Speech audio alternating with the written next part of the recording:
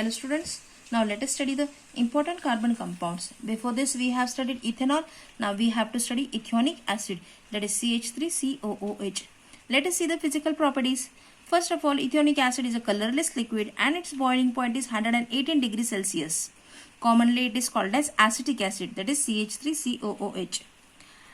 If you test it with the litmus paper, you will find that in the aqueous solution, the blue litmus turns to red. It means this is acidic in nature. Whatever the vinegar we use in the cooking purpose, we know that vinegar is 5 to 8% acetic acid. Melting point of this pure ethanoic acid is 17 degrees Celsius. Therefore, during winter in the cold countries, it freezes at the room temperature itself and looks like ice, and that is named as glacial acetic acid. Ethanoic acid, it is liquid, but in the cold countries it freezes and looks like ice, called as glacial acetic acid. Now let us see the chemical properties. First chemical properties, we have to see reaction with base. As it is acidic, it has to react with the base to form salt and water. First is the reaction with strong base. Ethanoic acid gives neutralization reaction with a strong base, sodium hydroxide, to form salt and water. Here we can see CH3COOH. This is the ethanoic acid. It reacts with the strong base, that is NaOH, to give salt and water. Here the salt form is CH3COONA and water.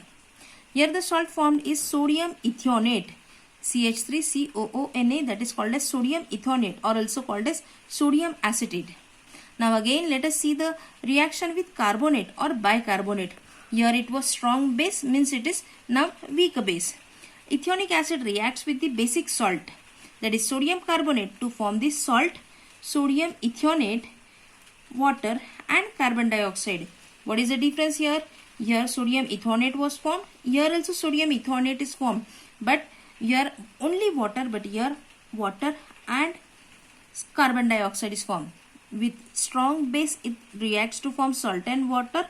With weak base it reacts to form salt, water and carbon dioxide, and as it reacts with carbonate and bicarbonate. Carbonate and bicarbonate that contains CO3. Carbonate contains CO3, bicarbonate contains HCO3. Naturally then CO2 will be liberated. Now this ethanoic acid reacts with the basic salt sodium carbonate to form a salt, that is sodium ethionate, water and carbon dioxide. Let us see the reaction. CH3COOH, that is the acetic acid. It reacts with Na2CO3, that is sodium carbonate, to give sodium ethionate, that is CH3COONA, and water and carbon dioxide in the gaseous state. The same reaction, but if sodium bicarbonate is used instead of sodium carbonate, the formula changes. That is, instead of Na2CO3, now here we are using NaHCO3. So ethanoic acid plus NaHCO3, that is sodium bicarbonate. Again you get sodium ethionate plus water plus carbon dioxide. These two are the similar reaction, only you can find the balancing is different, and instead of sodium carbonate, here sodium bicarbonate is taken. Now the last reaction, that is esterification. Substances having ester meaning this formula C double bond O and here single bond O. The substances having ester as the functional group are formed by the reaction between carboxylic acid and alcohol.